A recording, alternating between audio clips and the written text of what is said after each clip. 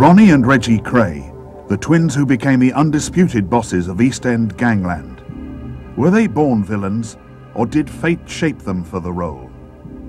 A lot of people stole things because they were hungry. They had no other means to live. I know people say, oh, other people got out the East End and they made it. It's not like that for everybody. I mean, some people are more brainy than others. They have more chances. And in your life, you mean to go one way and you're pulled another. It's not the individual's fault all the time. The Krays had got something about them that was almost indefinable. To say that they were personalities is wrong because they projected an aura of evil, of power. They would resort to violence at the slightest provocation to establish a reputation. And this they did very, very successfully, so that not only foreigners and people that intruded into the East End, but members of their own gang respected them because of that violence. But if the Krays were so evil, why did the community in which they lived put up with them for so long? In London's poorer quarters, the line between right and wrong had long been blurred. Many of life's simple pleasures were outlawed by the state. Late-night drinking, card and dice games, and off-course betting. I mean, I lived in a place called South Grove Buildings. It was a big old block of flats. There was at least 3 bookmakers in there used to take the bets.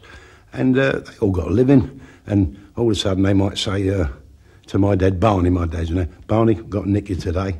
So at B's turn to get nicked, they'd take him to court. Illegal bookmaking, street bookmaking, might get found a fiver. The East End contained many illegal drinking and gambling clubs, which were frequently targeted by the police. People were in there playing cards, and then the police would raid it. They'd take them to the police station, have to appear in court next morning, get fined 10 shillings, 5, whatever it was in them days. And that's where the people thought, what are we doing wrong? All we're doing is playing cards. We're not doing anything wrong. And they're arresting us, and so they lost their respect for them. Down the East End, the police were sort of natural enemies in some extent, and people didn't come running in with information unless it was to their benefit. Because there was so little respect for the law itself, many East Enders were unwilling to call on the police to investigate even serious crimes. They're a community of their own. They've lived hard, they've had a hard time, but it was their ethics and a code of honour that you didn't normally grasp.